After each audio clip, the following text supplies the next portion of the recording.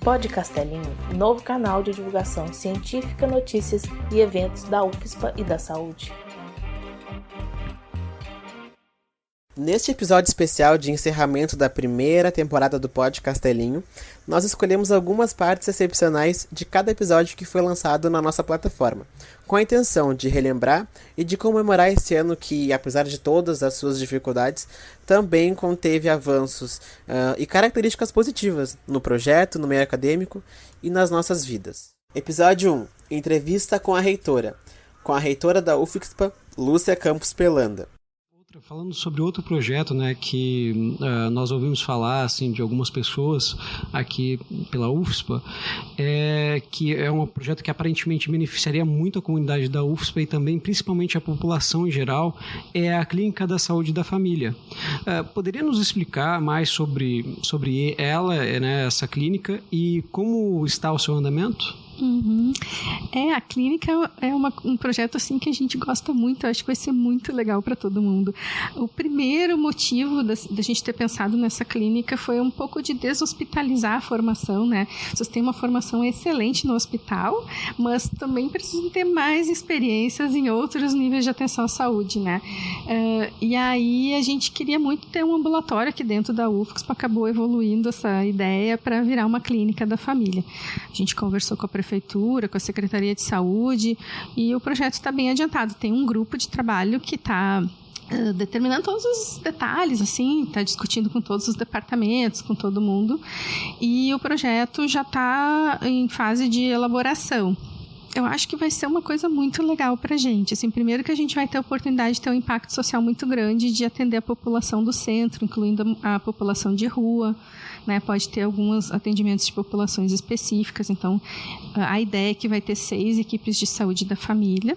Depois também vai ter um espaço para os núcleos de apoio à saúde da família. Então, todos os cursos vão poder atuar. Então, todos, inclusive informática. Que ótimo. Vai ser assim, um projeto que vai ter pesquisa, extensão e assistência, tudo junto. Vai ser muito legal. O outro andar vai ter a clínica Escola de Psicologia, que é uma exigência muito importante das diretrizes e que a gente não tinha. Então, a gente assim, quer muito fazer a clínica escola, e também a farmácia universitária. Então, vai ser um local de muitas coisas de atendimento para a população e um campo de prática muito legal para os nossos alunos, né? Agora, uma coisa que eu queria falar que é muito importante também, que é a questão do mundo, né? As áreas da saúde, elas são áreas que são muito difíceis. Por mais que a gente consiga melhorar todas as coisas que estão no nosso alcance, sempre vai ser muito difícil fazer um curso na área da saúde, porque a gente olha, pensem assim, eu lembro de mim, né, entrando com 18 anos na faculdade. A gente é super jovem, muitas de vocês estão mudando de cidade, estão mudando de vida, estão se redescobrindo, estão se descobrindo como adultos, e aí tem que enfrentar doença e morte, não é fácil. Então tem coisas que a gente não vai, a vida é difícil, né, mas difícil não necessariamente é ruim, difícil deixa a gente mais forte. É claro que tem uma diferença muito grande aqui, a gente não deve procurar dificultar o caminho de ninguém, mas tem algumas dificuldades que são naturais, que eu acho que a gente já tem que saber esperar por elas e que saber que lidar com elas vai tornar a gente mais forte, e saber procurar ajuda, não precisa aguentar tudo sozinho, assim. Então, isso é outra coisa muito importante que eu já ia esquecendo, que é talvez uma das coisas mais, foi a reestruturação do NAP, né, e do Serviço de Assistência Estudantil. Além do que a gente falou aqui, tem mais algum projeto, mais algum aviso, alguma coisa que você gostaria de falar assim, para a comunidade, tanto acadêmica como a comunidade em geral? Eu acho que tem tanta coisa legal que está acontecendo, assim, internamente, acho que a gente está conseguindo tanta coisa legal. O que talvez falte para nós é comunicação. Então, eu fiquei super feliz quando vocês lançaram o Pod Castelinho, porque eu acho que é um instrumento de comunicação muito legal. O que eu queria pedir, assim, é para todo mundo que tiver dúvida, pensar, a informação está disponível, tem blog, tem pergunte para a reitoria, tem mensagem, tem e-mail, tem ouvidoria, tem um monte de formas de descobrir as coisas. Então, tentem, assim, ver a informação como se fosse um cientista mesmo, né? Pensar na informação, isso é verdadeiro, isso é um boato, não se angustiar com uma coisa que não está comprovada. Então, às vezes a pessoa ouve um boato, se angustia, vai fechar tal curso. Isso não existe nenhum plano de fechar curso nenhum, pelo amor de Deus, né? A gente está defendendo todos os cursos e a gente vai defender todos eles até o fim. Então, não se angustiar com um boato que não tem fundamento, vir perguntar, né? Ainda mais que a gente está na era da fake news, né? Exato, cuidar muito com fake news, porque fake news, boato, essas coisas causam muito sofrimento que não precisava. Então, da gente ter não só a responsabilidade com o que a gente propaga, né? Mas, assim, também de cuidar, ir atrás, procurar informação. Eu tenho, às vezes, muita dificuldade de contar tudo que está acontecendo, porque eu sou uma só, então, mas me ajudem, me procurem, para a gente espalhar essa informação certa. Já estamos aqui, podem contar com a gente sempre também. Episódio 2. Larvas na biotecnologia, com a professora Daniele da Silva Trentin. Sabe que, às vezes, a gente tem que sonhar um pouco, imaginar um pouco, né? Muitas vezes eu fiquei pensando, e se a gente criasse um reatorzinho e colocasse esses animais, essas larvas ali dentro, colocasse plástico, elas comem aquilo ali, né, e transformam isso. A gente ainda não sabe se elas só picotam o plástico ou se elas transformam, metabolizam, enfim, né? Porque existe já na internet, se a gente buscar, principalmente em países asiáticos, especialmente, pessoas que cultivam um tipo diferente de larva, que fazem a decomposição de matéria orgânica. Então, são pessoas que moram geralmente mais para fora, mais lugares mais afastados, mas isso já é realidade em determinados países, né? Então, eu não sei quão longe poderia ser uma ideia de um reatorzinho, né, com essas larvas e que, eventualmente, após um determinado número de dias, como se fosse uma autoclave, né, para o pessoal mais leigo, uma panela de pressão, algo que a gente depois, de certa forma, esterilizasse e matasse esses animais também, por exemplo. Mas o mais importante é pensar que, eventualmente, se essas larvas digerem e degradam esse plástico, a gente pode estar gerando um possível subproduto. A gente pode estar gerando algo que pode ser utilizado, por exemplo, para preparar rações, por exemplo, de animais. A gente pode estar transformando isso em outro produto, né? Então, isso amplia muito mais ainda a aplicação biotecnológica, né? De transformar um resíduo em algo que seja utilizado, né? Por exemplo, como ração. A gente não estuda só biofilme, a gente estuda outros fatores de virulência, né? Então, inibição de toxina, bloqueio de toxinas, né? Por exemplo. E uma gama enorme de compostos, então, são testados. A gente faz rastreio, né? Ou screening de compostos para filtrar, né? Selecionar os mais ativos. E a partir desses mais ativos, a gente vai tentando buscar um mecanismo de ação. E quando a gente tem resultados interessantes, a gente parte, então, para os ensaios em vivo, utilizando o nosso modelo no laboratório, que são as larvas de Galéria melonella. Né? A gente volta para elas desde novo. Porque, na verdade, elas foram o início de tudo, né? Que é justamente essa pergunta, né? Por que é utilizada a Galéria melonella para testar a toxicidade dos compostos? Então, a utilização da Galéria melonella, né? Ela vem sendo uma ferramenta muito útil, né, no laboratório de microbiologia, de pesquisa em microbiologia, né, tanto para testar a toxicidade desses compostos, porque a gente tem que ver se eles não são tóxicos, né, e também a eficácia deles no tratamento de uma infecção. Existem vários fatores, principalmente técnicos, que nos levam na Galéria melonella, principalmente porque a gente consegue criar esses animais no laboratório com um custo muito mais baixo que animais mamíferos, né? A gente precisa de um espaço muito menor para eles, né?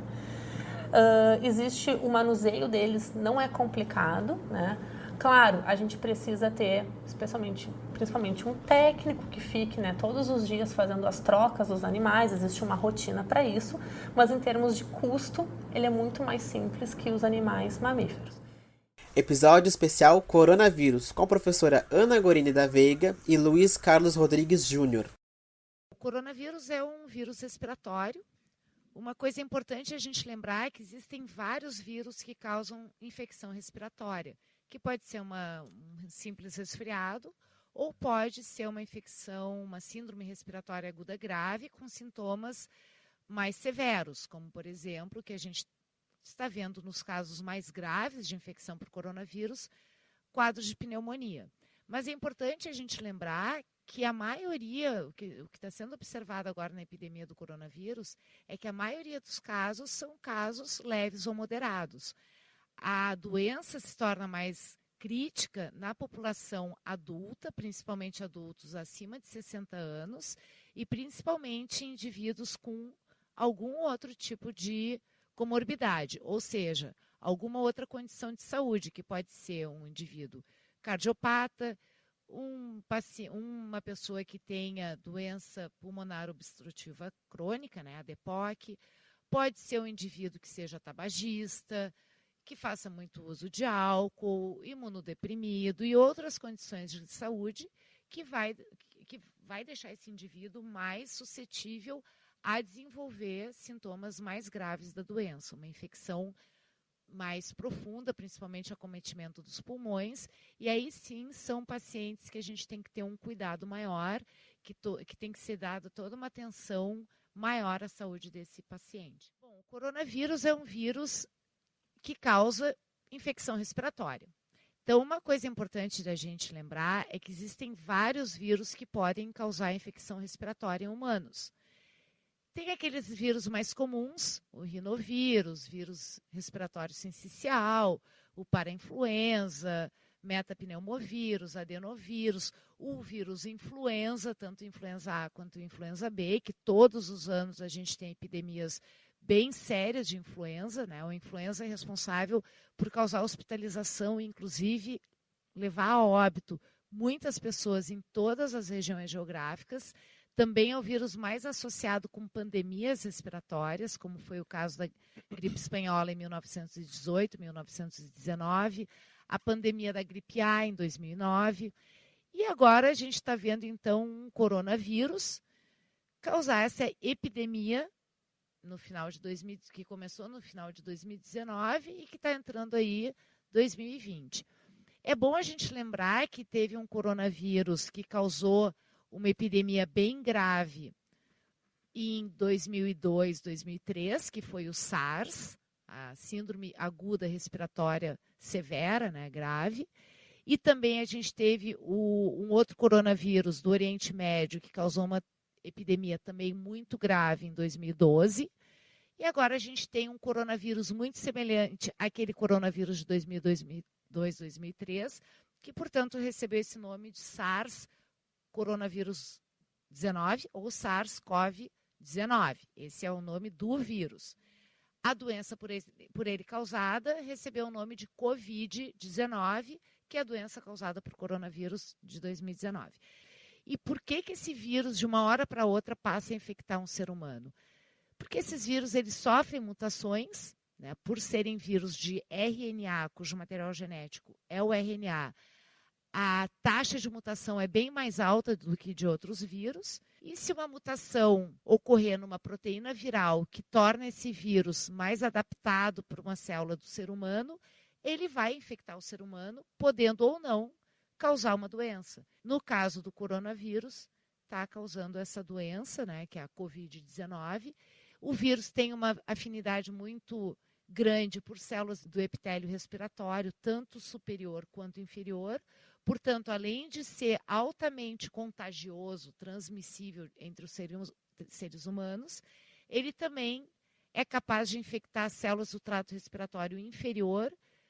Em outras palavras, ele tem afinidade por células pulmonares, dessa forma infectando as células pulmonares e causando uma série de reações inflamatórias nessas células, causando o quadro, os sintomas que são observados. O coronavírus é uma epidemia importante, mas não precisa entrar em pânico, né? Medidas simples podem reduzir significativamente o risco da pessoa se infectar. Que medidas são essas? Lavar frequentemente as mãos com água e sabão e com álcool gel acima de 60%. Se apresentar qualquer sintoma de uma infecção respiratória, seja uma tosse, espirros, dor de cabeça, pode ou não estar acompanhado por febre, entrar em contato com um profissional de saúde, principalmente da vigilância epidemiológica, da Secretaria Municipal ou Estadual de Saúde, ficar em casa se tiver esses sintomas, se vacinar contra a gripe, né, a gripe causada pela influenza. Então, lembrando, a vacina não protege contra o coronavírus, mas é extremamente importante, porque vai contribuir para a saúde individual contra o vírus influenza e, consequentemente, contribuir para o sistema todo de saúde. Uma questão importante também, que a população deve ficar atenta, é em relação às informações que são disponibilizadas em relação ao coronavírus. Tá? Em relação a outros vírus, mas nesse caso, principalmente atualmente, em relação ao coronavírus. Né? A gente sempre tem que estar sempre atualizado em relação às informações, mas informações de fontes oficiais. Tá? Fontes oficiais, eu estou me referindo à Secretaria da Saúde, ao Ministério da Saúde, em alguns casos, quem tem mais acesso, à Organização Mundial de Saúde. Né? E essas informações, eu me refiro aos levantamentos epidemiológicos, as formas de transmissão e as formas de proteção contra esse vírus. Né? Porque as informações, muitas vezes, elas podem ser manipuladas ou podem ser mal interpretadas e causar um aumento do pânico relacionado à epidemia. Então, não confiem nas mensagens de WhatsApp, nas postagens de Facebook ou nas conversas que se ouve na rua. Confiem se essas informações que são passadas por esses meios forem de sites oficiais, como o professor Luiz comentou, Organização Mundial da Saúde, CDC, que é o Centro de Controle de Doenças americano, Ministério da Saúde ou da Secretaria, seja estadual ou municipal de saúde do seu estado, do seu município. Essas certamente serão fontes confiáveis de informação. Episódio 3. Resiliência nos desastres, com William Quintino. Muitas vezes a gente está em sala de aula e acaba relativizando, acaba minimizando o valor de alguma atividade, e foi a partir desse interesse, dessa provocação, foi dentro da sala de aula que nasceu a Pedra Circular. Isso para mim é importante reforçar isso. É legal para as pessoas, principalmente os alunos que nos escutam, né, verem como nascem, né, esses projetos, como se iniciam nas nossas vidas, né, e incentivar o pessoal também a seguir esse mesmo caminho. Isso para mim eu acho que é fundamental, porque a gente acha que uma startup, que um negócio, que algo nasce assim com muita pompa, muito glitter, muita estrela, e não é. É vontade, é interesse, é sala de aula. Eu acho que a gente tem uma riqueza dentro da universidade que muitas vezes é subestimada, é negligenciada. A Pedra Circular, ela tem pelo menos 3 softwares na gaveta prototipado que falta investimento para desenvolvimento. A gente tem ferramenta de software, de SaaS, pronto para ser codificado, guardado na gaveta e poderia estar ajudando na pandemia agora, não está à disposição. Por quê? Porque não tem investimento, não teve investimento durante outros momentos ou outra ocasião. Aí o que acontece? Ocorre o desastre e o dinheiro começa a surgir, só que na ocorrência tu precisa ter a ferramenta à disposição dela, enfim. E gasta muito mais, né, para consertar o desastre do que para prevenir, se tivesse investido. Eu vou te dar um dado do Banco Mundial. O Banco Mundial publicou um relatório de que, olha tudo, a cada $1 gasto em prevenção, tu tem uma economia na reconstrução e pagamento de indenização de $100. $100. Imagina! Qualquer planejador, qualquer gestor coloca na ponta do lápis, olha, eu vou gastar $100 mil com prevenção para evitar gastar com reconstrução, mas assim, a gente tem o hábito de que não vai ocorrer. Eu não sei se é nesse momento, mas é que a Pedra Circular, para vocês terem uma ideia, nós realizamos em novembro, aí na UFSPA, um evento chamado gestão dos serviços de saúde nos desastres. Gente, olha o tema. A gente não conseguiu patrocínio, a gente teve meio gato pingado no evento. Qual que é o tema hoje do mundo? É o colapso de serviços de saúde na pandemia. Gente, foi em novembro que a Pedra Circular fez esse evento. Novembro. Não foi assim há 2 anos atrás, há 5 anos atrás. Foi em novembro. E não teve dinheiro para o coffee break do evento. É isso que eu estou querendo chamar a atenção. Eu acho que é porque no Brasil também não acontece tantos desastres. Isso aí que tá.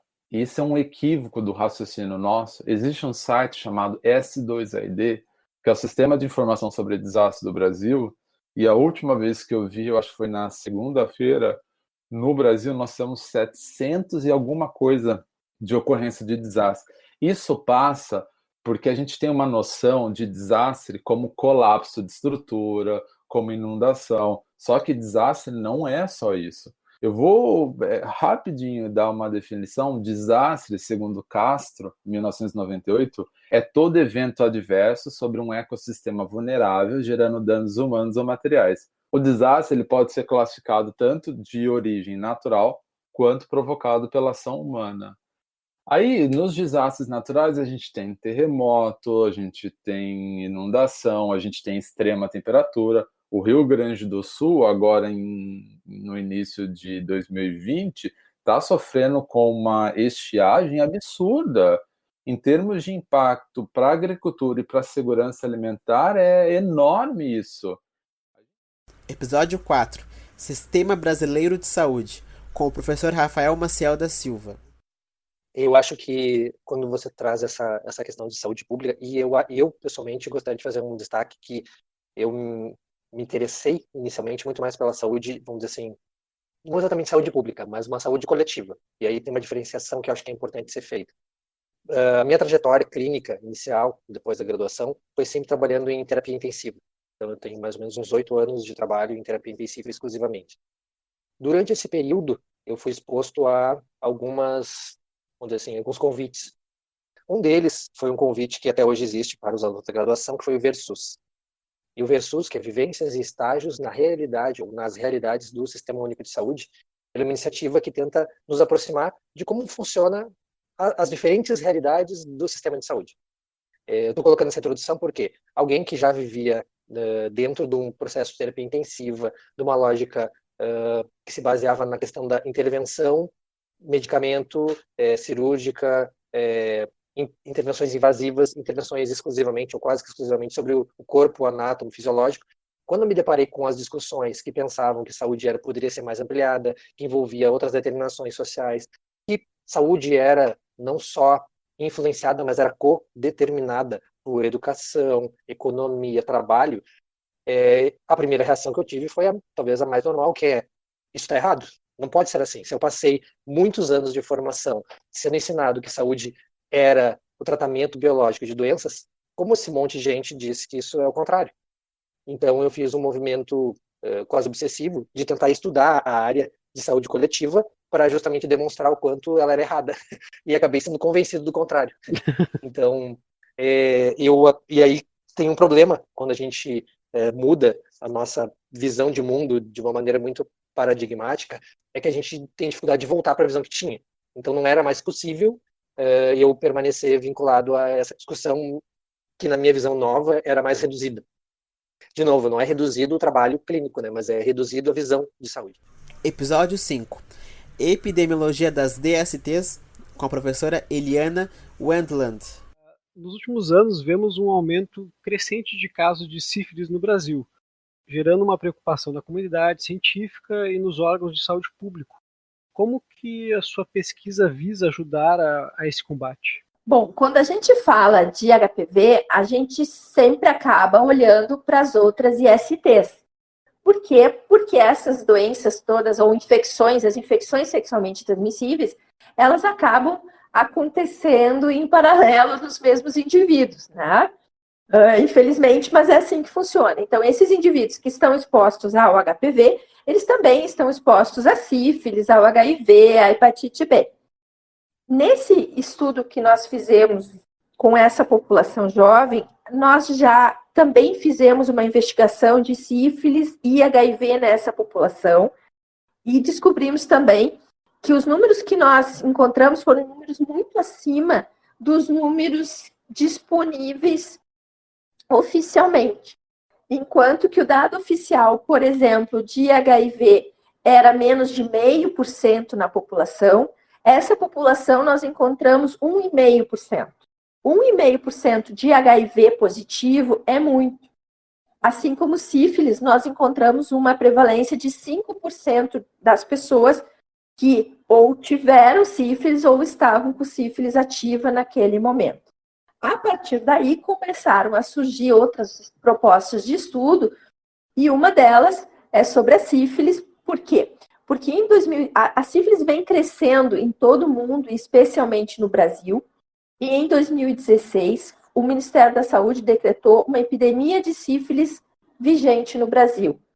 Porque o que se viu? Se viu que o número de sífilis que a gente tinha, de pessoas com sífilis que nós tínhamos lá em 2016, estava sendo o mesmo que tinha ocorrido na década de 50, lá em 1950. Então, houve uma diminuição dos números de casos de sífilis e aí começou a subir, e lá em 2016 nós tínhamos de novo tantas pessoas com sífilis quanto nós tínhamos lá em 1950. Então, foi decretada uma epidemia.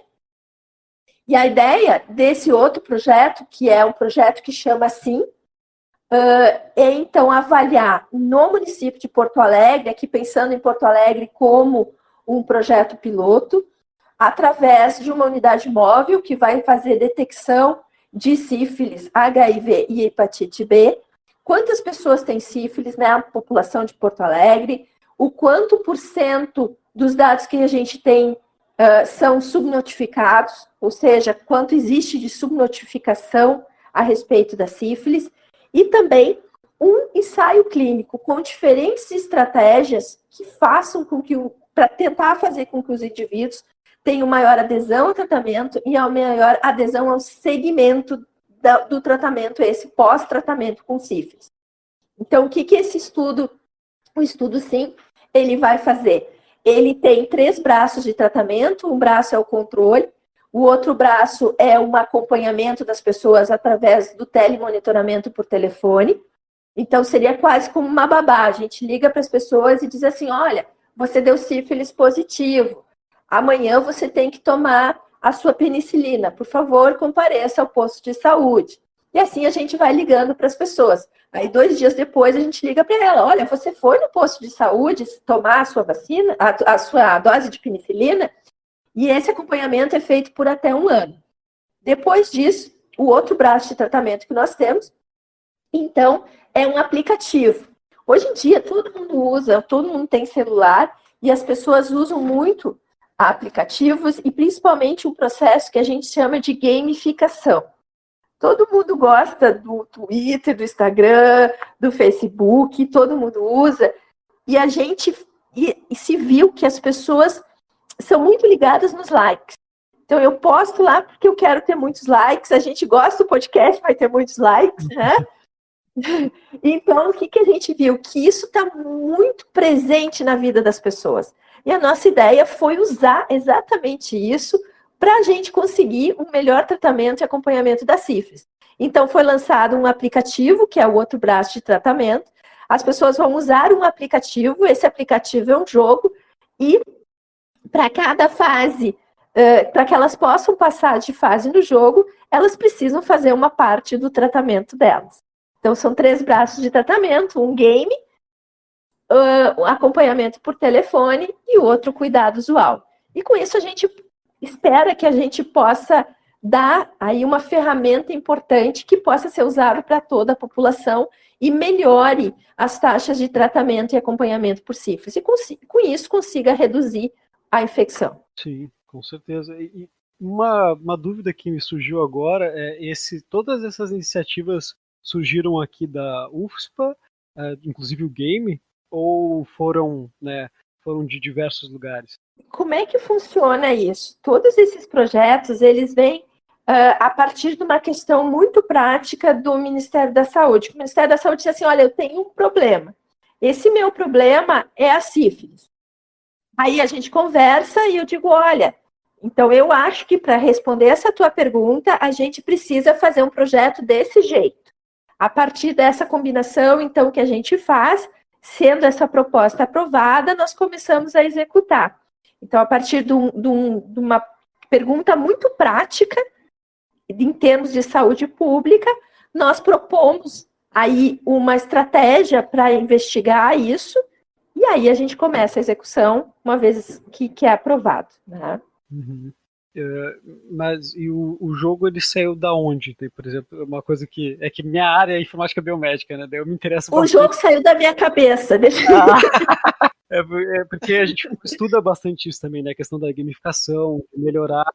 O jogo, da onde é que eu tive essa ideia do jogo? Para contar um pouquinho para vocês, assim, ó. Porque eu vou dizer para vocês que eu não sou uma grande usuária de redes sociais, mas eu sou uma observadora.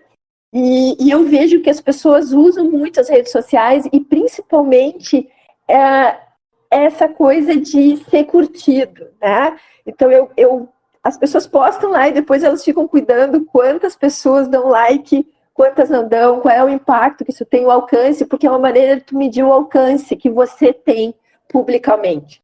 E aí eu tive essa ideia de usar isso, então, como um game mesmo. Eu disse, então vamos fazer as pessoas jogarem. Porque se as pessoas gostam, por exemplo, de jogar Candy Crush, por exemplo, se eu fizer com que elas fiquem adictas ao meu joguinho, né, tipo um Candy Crush, elas vão querer jogar. E para isso elas vão querer fazer o tratamento para que elas possam pular de fase, passar de fase. Então a ideia do jogo é exatamente essa, assim.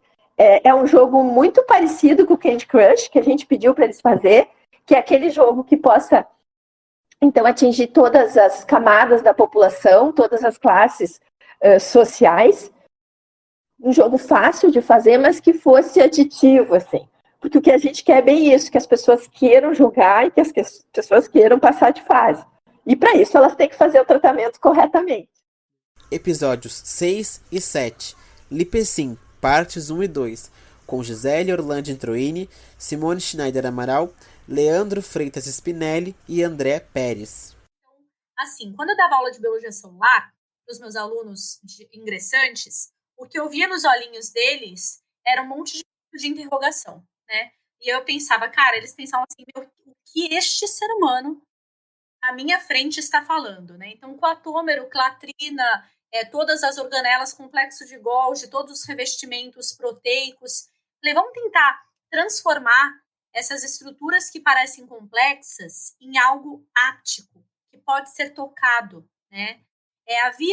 E existe, o professor André pode nos ajudar bastante isso, né? Mas uma perspectiva, até pouco tempo, que as crianças elas precisam tocar os objetos e que esses objetos, quando tocados, eles permitem que a criança crie uma network neuronal que facilita a aprendizagem, certo? Então, existem informações complementares e redundantes que facilitam a compreensão do mundo, seja ele orgânico ou não. Agora, os estudos que comparam crianças com adultos, eles não observam praticamente diferenças. Então, nós, como adultos, continuamos a aprender pelo tato. Então, o objeto tridimensional trazido à baila, né? Então, trazido à educação, ele é importante para a nossa aprendizagem, de maneira complementar e redundante, assim como para a criança. Então, é necessário que a gente crie e recrie, que tenhamos réplicas dessas estruturas, sejam moléculas, no meu caso, sejam estruturas anatômicas, no caso do professor Spinelli, né, ortopédicas, para explicar questões em termos de traumatologia, e na minha área de atuação em biologia celular.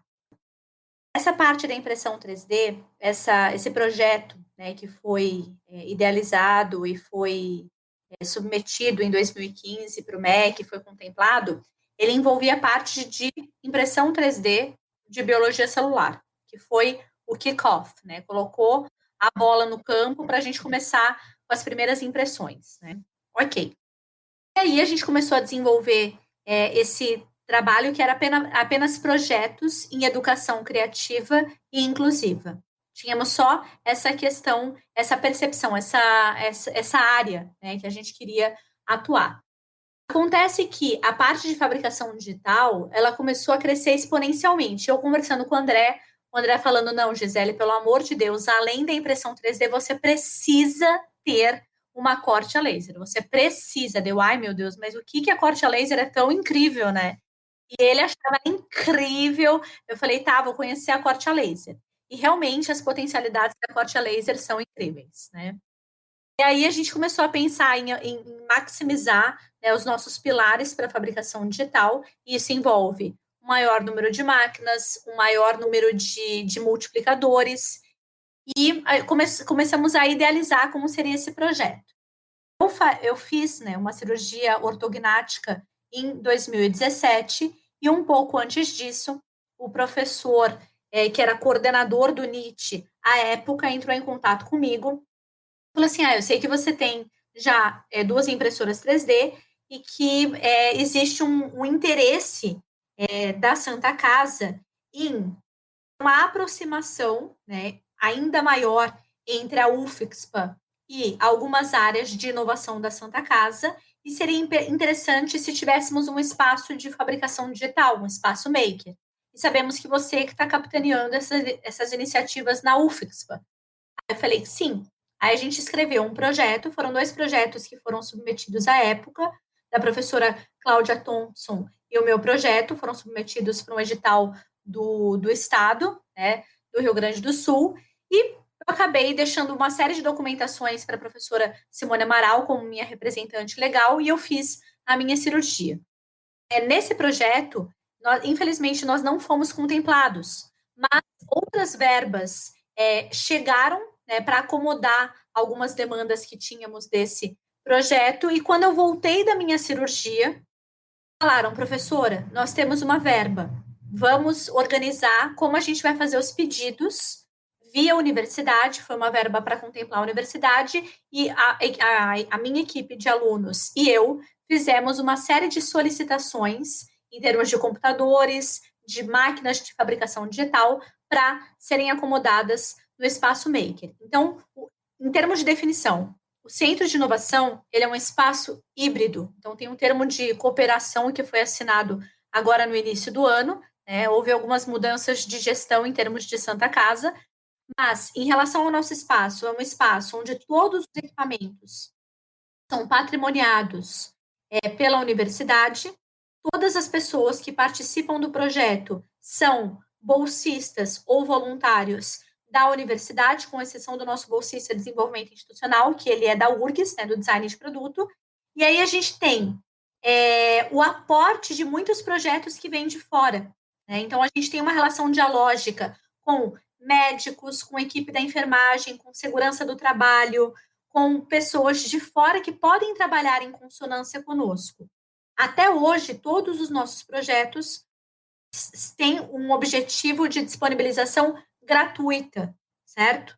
Não tivemos nenhum investimento de empresa, a não ser nesse período pandêmico que a gente teve doações, né? Então, doações de filamentos, doações de carvão ativado, ou doações de outros insumos que são utilizados para os EPIs. Mas a gente tem até o presente momento, né, associações e cooperações que são gratuitas nesse espaço híbrido UFSPA Santa Casa, uma cogestão da nossa universidade e de instâncias da Santa Casa. Episódio especial EAD emergencial, com a reitora Lúcia Campos Pelanda e a pró-reitora de Extensão e Assuntos Estudantis, Débora Coelho.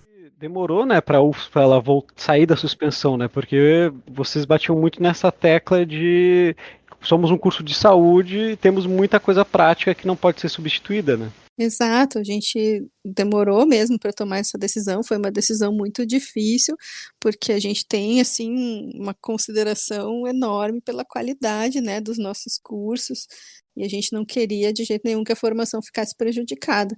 Mas com e também no começo da epidemia a gente tinha uma previsão, muitos países conseguiram, né, com medidas rigorosas, sair em 2, 3 meses do isolamento.